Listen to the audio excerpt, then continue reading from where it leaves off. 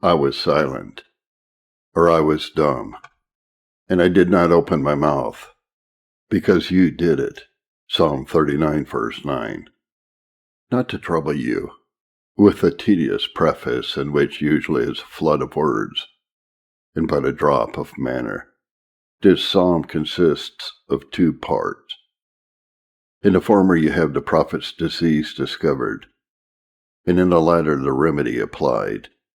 My text falls in the latter part. We have the way of David's cure, or the means by which his soul was reduced to a still and quiet temper. I shall give a little light to the words and then come to the point that I intend to stand upon. I was dumb. The word in the original Hebrew signifies to be mute, tongue-tied, or dumb. The Hebrew word signifies also to bind as well as to be mute and dumb, because they that are dumb are as it were tongue-tied, they have their lips stitched and bound up.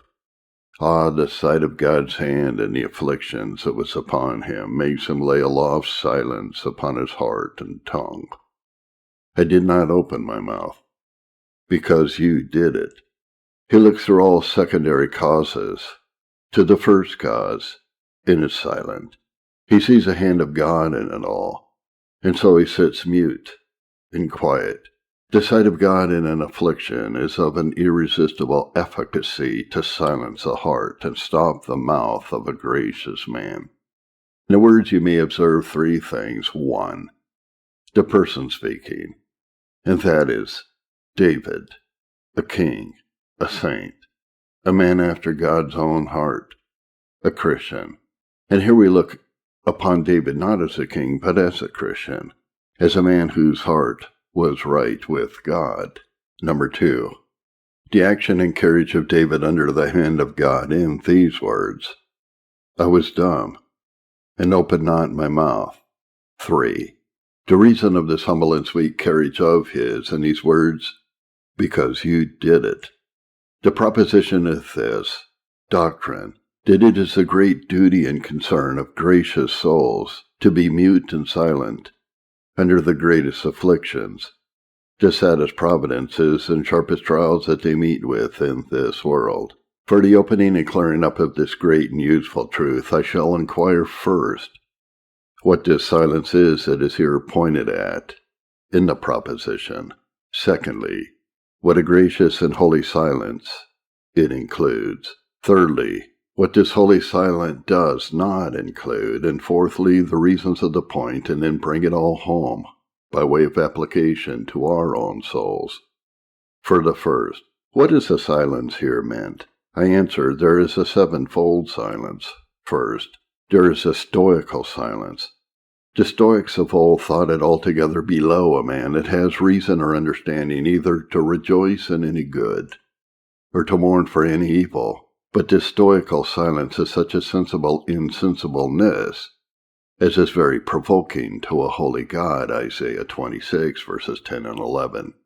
God will make the most insensible sinner sensible either of his hand here, or of his wrath in hell. It is a heathenish and a horrid sin to be without natural affections. Romans 1, verse 31. And of this sin Quintus Fabius Maximus seems to be foully guilty, who, when he heard that his mother and wife, whom he dearly loved, were slain by the fall of an house, and that his younger son, a brave, hopeful young man, died at the same time in Umbria, he never changed his countenance, but went on with the affairs of the commonwealth, as if no such calamity had befallen him. This carriage of his spoke out more obduracy, or hardness of heart, than of patience. Job 36, verse 13. And so Harpalus was not at all appalled when he saw 2 of his sons laid ready dressed in a charger, when Astyages had bid him to supper. This was a sottish insensibleness. Certainly if the loss of a child in the house be no more to you than the loss of a chicken in your yard, your heart is base and sordid, and you may well expect some sore awakening judgment. This age is full of such monsters who think it below the greatness and magnanimity of their spirits to be moved, affected, or afflicted with any afflictions that befall them. I know none so ripe and ready for hell as these. Aristotle speaks of fish, that though they have spears thrust into their sides, yet they do not awake. God thrusts many a sharp spear through many a sinner's heart, and yet he feels nothing. He complains of nothing. These men's souls will bleed to death. Secondly, there is a political silence. Many are silent out of policy. Should they not be silent, they should lay themselves more open either to the rage and fury of men, or else to the plots and designs of men, to prevent which they are silent, and will lay their hands upon their mouths, that others might not lay their hands upon their estates, lives, or liberties. And Saul also went home to Gibeah, and there went with him a band of men whose hearts God had touched. But the children of Belial said, How shall this man save us? And they despised him and brought him no presents, but he held his peace, or was as though he had been deaf. 1 Samuel 10, verses 26 and 27. This new king being but newly entered upon his kingly government, and observing his condition to be but mean and low, his friends but few, and his enemies many and potent, sons of Belial, men without a yoke, as the word signifies, men that were desperately wicked, that were marked out for hell, that were even incarnate devils, who would neither submit to reason nor religion, nor be governed by the laws of nature, nor of nations, nor yet by the laws of God. Now this young prince, to prevent sedition and rebellion, blood and destruction, prudently and politically chooses rather to lay his hand upon his mouth than to take a wolf by the ear, or a lion by the beard. Wanted neither wit nor will to be mute, he turns a deaf ear to all they say, his unsettled condition requiring silence. There are many wise fools in the world. There are many silly fools who, by holding their tongues, gain the credit and honor of being discreet men. He that does not discover his lack of wisdom by foolish babbling is accounted wise, though he may be otherwise. Silence is so rare a virtue, where wisdom regulates it, that it is accounted a virtue where folly imposes upon it. Silence was so highly honored among the old Romans that they erected altars to it. That man shall pass for a man of understanding, who so far understands himself is to hold his tongue. For though it be a great misery to be a fool, yet it is a greater that a man cannot be a fool, but he must needs show it. But this foolish silence is not the silence here meant. Fourthly, there is a sullen silence. Many, the gratifying humor, a lust, are sullenly silent. These are troubled with the dumb devil, which is the worst devil of all the devils you read of in the scripture, Mark 9, 17-28. Pliny, in his natural history, makes mention of a certain people in the Indies, upon the river Ganges, called Astami. They have no mouth, but only feed upon the smell of herbs and flowers. Certainly there is a generation amongst us who, when they are under the afflicting hand of God, have no mouths to plead with God, no lips to praise God, nor no tongues to justify him. These are possessed with the dumb devil, and this dumb devil had possessed Ahab for a time in 1 Kings 21, verse 4. And Ahab came into his house heavy and displeased, and laid him down upon his bed, and turned away his face, and would eat no bread. Ahab's ambitious humor, his covetous humor, being crossed, is resolved to starve himself and to die of the sullenness. A sullen silence is both a sin and a punishment for sin. The devil frets and vexes, wears and wastes the spirit of a man like this dumb devil, like this sullen silence. Some write of a certain devil, whom they call Hudgin, who will not say, they say, hurt anybody except he be wronged. They cannot speak so favorably of a sullen silence, for that wrongs many at once. God and Christ, bodies and soul. But this is not the silence here meant. Fifthly, there is a forced silence. Many are silent by force. He that is under the power of his enemy, though he suffers many hard things, yet he is silent under his sufferings, because he know he is liable to worse sufferings. He that has taken away his liberty may take away his life. He that has taken away his money may take off his head.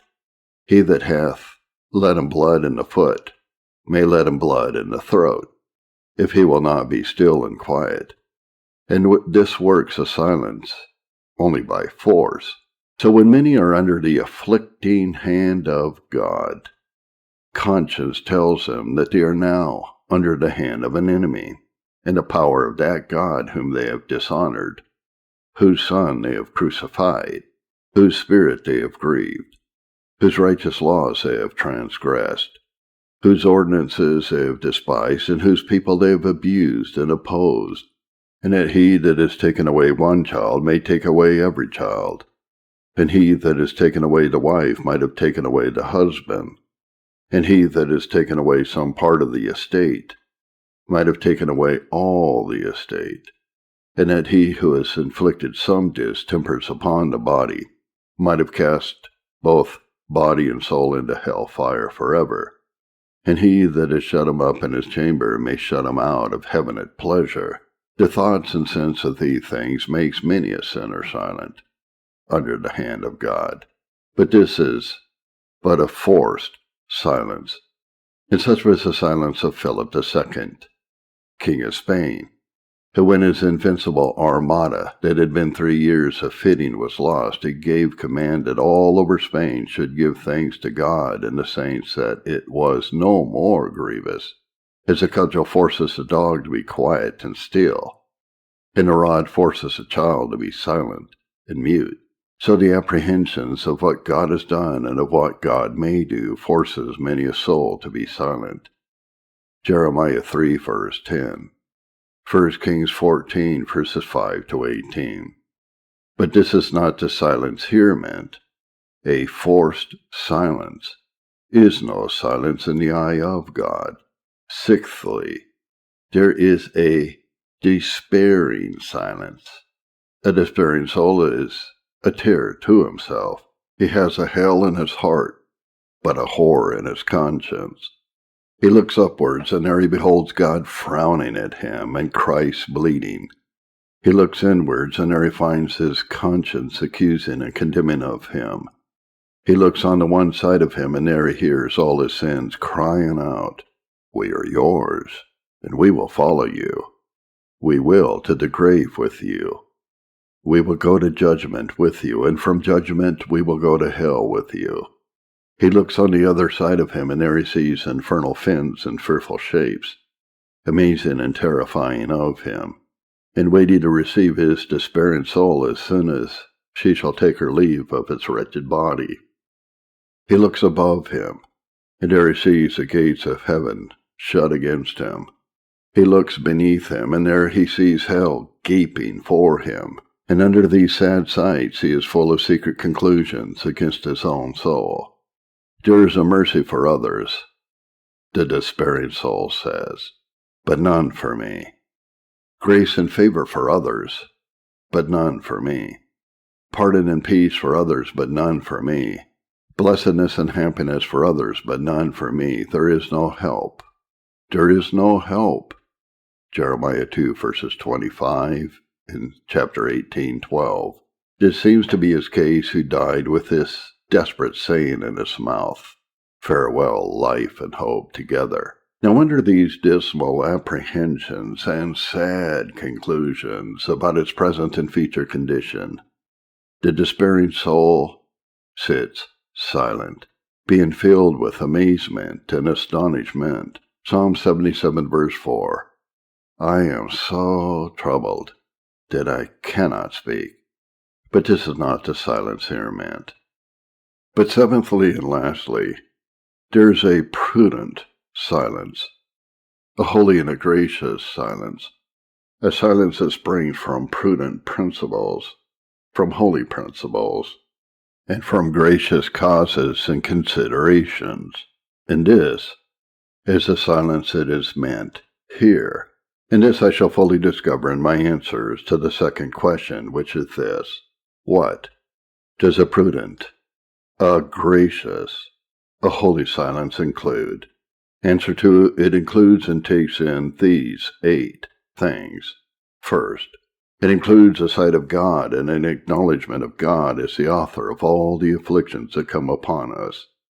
And as you have plain in the text, I was dumb. I did not open my mouth because you did it.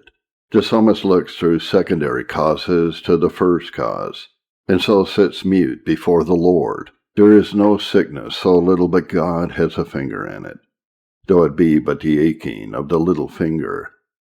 As the scribe is more eyed and properly said to write than the pen, and he that makes and keeps the clock is more properly said to make it go and strike than the wheels and weights that hang upon it, and as every workman is more eyed and properly said to effect his works rather than the tools which he uses as his instruments, so the Lord, who is a chief agent and mover in all actions, and who has the greatest hand in all our afflictions, is more to be eyed and owned than any inferior or subordinate cause whatsoever. So Job, he beheld God in all his afflictions.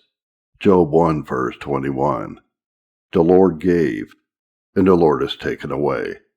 Had he not seen God in the affliction, he would have cried out, "Oh, these wretched Chaldeans! They have plundered and spoiled me. These wicked Sabaeans, they have robbed and wronged me." Job discerns God's commission in the Chaldeans and the Sabaeans' hands, and then lays his own hand upon his mouth. So Aaron, beholding the hand of God in the untimely death of his 2 sons, holds his peace. Leviticus 10 verse 3. The sight of God in a sad stroke is a bridle both to his mind and mouth. He neither mutters nor murmurs. So Joseph saw the hand of God and his brethren selling of him into Egypt, Genesis 45 verse 8, and that silences him. Men that do not see God in an affliction are easily cast into a feverish fit. They will quickly be in a flame, and when their passions are up and their hearts on fire, they'll begin to be saucy and make no bones of telling God to his teeth. And they do well to be angry, Jonah 4, 8 and 9. Such as will not acknowledge God to be the author of all their afflictions will be ready enough to fall in with that mad principle of the Manichees, who maintain the devil to be the author of all calamities, as if there could be any evil of affliction in the city, and the Lord has no hand in it. Amos 3:6. Such as concede the ordering hand of God in all their afflictions will with David lay their hands upon their mouths, when the rod of God is upon their backs. If God's hand is not seen in the affliction, the heart will do nothing but fret and rage under affliction. Secondly, it includes and takes in some holy gracious apprehensions of the majesty, sovereignty, dignity, and authority and presence of that God under whose afflicting hand we are, Habakkuk 2 verse 20. But the Lord is in his holy temple. Let all the earth be silent. Or as the Hebrew reads it, be silent all the earth before his face. When God would have all the people of the earth to be hushed, quiet, and silent before him, he would have them behold him in his temple where he sits in state, in majesty and glory. Zephaniah 1, hold your peace at the presence of the Lord God. Do not chat, do not murmur, do not repine, do not quarrel, but stand mute. Be silent. Lay your hand on your mouth when his hand is upon your back, who is all eye to see as well as all hand to punish. As the eyes of a well-drawn picture are fastened on you, which way you ever turn, so are the eyes of the Lord, and therefore you have cause to stand mute before him. Thus Aaron had an eye to the sovereignty of God, and that silences him. And Job had an eye upon the majesty of God, and that stills him. And Eli had an eye upon the authority and presence of God, and that quiets him. A man never comes to humble himself, nor to be silent under the hand of God, until he comes to see the hand of God, to be a mighty hand. 1 Peter 5:6. Humble yourselves, therefore, under the mighty hand of God. When men look upon the hand of God, it's a weak hand, a feeble hand, a low hand, a mean hand. Their hearts rise against his hand. Who is the Lord? Pharaoh says, that I should obey his voice. Exodus 5 verse 2. And until Pharaoh came to see the hand of God, is a mighty hand, and to feel it is a mighty hand, he would not let Israel go. When Tirabassus, a noble Persian, was arrested, at first he drew out his sword and defended himself. But when they charged him in the king's name and informed him that they came from the king, and were commanded to bring him to the king, he willingly yielded. So when afflictions arrest us, we murmur and grumble, and struggle, and strive even to the death, before we shall yield to that God that strikes, until we come to see his majesty and authority, until we come to see him as the King of Kings and Lord of Lords. Isaiah 26 verses 11 and 12. It is such a sight of God as this that makes the heart to stoop under his almighty hand. Revelation 1:5. The Thracians, being ignorant of the dignity and majesty of God, when it thundered and lightning, used to express their madness and folly in shooting their arrows against heaven, threatening, wise. As a sight of his grace cheers the soul, so a sight of his greatness and glory silences the soul. But thirdly, a gracious and a prudent silence takes in a holy quietness and calmness of mind and spirit. Under the afflicting hand of God, a gracious silence shuts out all inward heats, murmurings, frettings, quarrelings, wranglings, and boilings of the heart. Psalm 62 verse 1, truly my soul keeps silence unto God, or is silent and still. That is, my soul is quiet and submissive to God. All murmurings and repinings, passions and turbulent affections being allayed, tamed, and subdued. This also is clear in the text, and in the former examples of Aaron, Eli, and Job. They saw that it was a father that put those bitter cups into their hands, and love that laid those heavy crosses upon their shoulders, and grace that put those yokes about their necks, and this caused much quietness and calmness in their spirits. Marius bit in his pain when the surgeon cut off his leg. Some men, when God cuts off this mercy and that mercy from them, they bite in their pain. They hide and conceal their grief and trouble. But could you but look into their hearts, you will find all in an uproar. All is out of order. All is in a flame.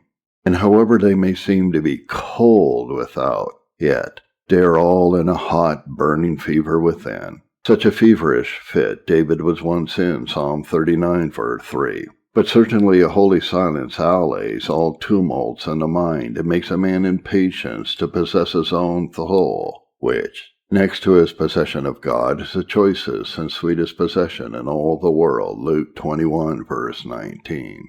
The law of silence is as well upon that man's heart and mind as it is upon his tongue, who is truly and divinely silent under the rebuking hand of God. His tongue service abstracted from heart service is no service in the account of God. So tongue silence abstracted from heart silence is no silence in the esteem of God. A man is then graciously silent when all is quiet, within and without. Isaiah 29 verse 13, Matthew 15 verses 8 and 9. Terpenter, a harper and a poet, was one that, by the sweetness of his verse and music, could allay the tumultuous motions of men's minds, as David, by his harp, did Saul's. When God's people are under the rod, he makes by his Spirit and word such sweet music in their souls as allays all tumultuous motions, passions, and perturbations. Psalm 94, verses 7 and 19. Psalm 119, verses 49 and 50. So that they sit, like Noah, quiet and still, and in peace possess their own souls. Fourthly, a prudent and a holy silence takes in a humble justifying, clearing, and acquitting of God of all blame, rigor, and injustice, and all the afflictions he brings upon us. Psalm 51, verse 4. That you may be justified when you speak, and be clear when you judge. That is, when you correct. God's judging his people is God's correcting or chastening of his people. 1 Corinthians 11, verse 32. When we are judged, we are chastened of the Lord. David's great care, when he was under the afflicting hand of God, was to clear the Lord of injustice. Ah, Lord, he says, there is not the least show, spot, stain, blemish, or mixture of injustice in all the afflictions that you have brought upon me. I desire to take shame to myself and to set my seal that the Lord is righteous, and that there is no injustice, no cruelty, nor no extremity in all that the Lord has brought upon me.